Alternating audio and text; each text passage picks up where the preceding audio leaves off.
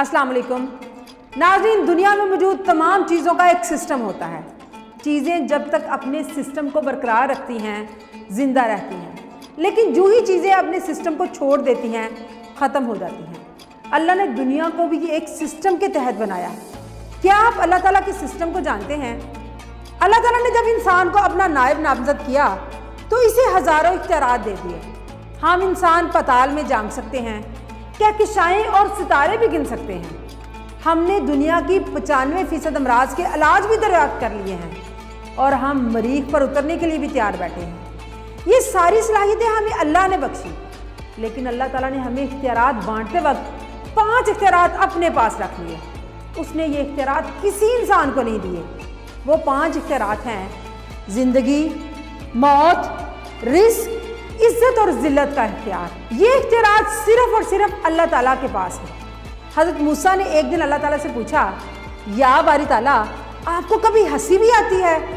अल्लाह ताला ने फरमाया, हाँ, मुझे 2 वक्तों में बहुत हंसी आती है।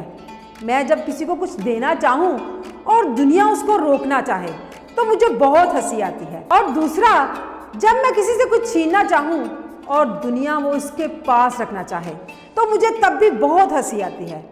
हम में से कोई शख्स किसी शख्स को उस वक्त तक नहीं मार सकता जब तक अल्लाह ना चाहे।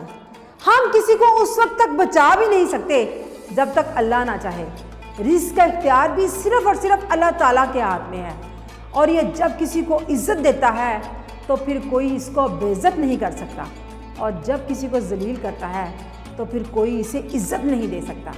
अल्लाह ताला ने ये 5 इख्तियारात अपने पास रखे हुए हैं। नाज़रीन, मेरे अल्लाह में लाखों, करोड़ों और खरबों खूबियाँ हैं, लेकिन उसने इन खरबों खूबियों को हमारी सहूलत के लिए 99 अल्फाज में तब्दील कर दिया।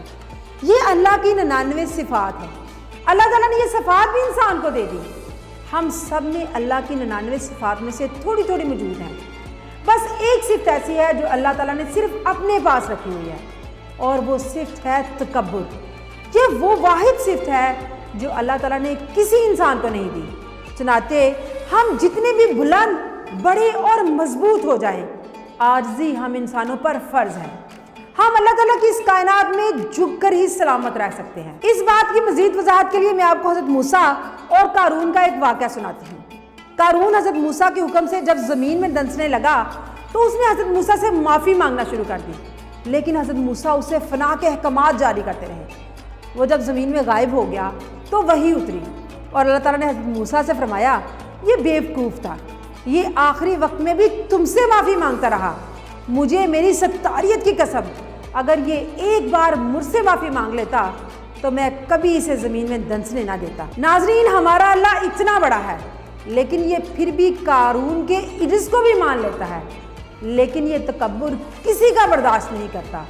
ये अकड़ी और तनी हुई गर्दन किसी की पसंद नहीं करता। अल्लाह के इस सिस्टम को पूरा समझकर, मानकर और अपनी ज़िंदगी में मनोअन लागू करके देखें। इंशाअल्लाह हर कदम पर कामयाबी पाएंगे। अल्लाह ताला मुझे और आपको समझने की और अमल करने की तौफीक अता फरमाए। आमीन सुम्मा आमीन।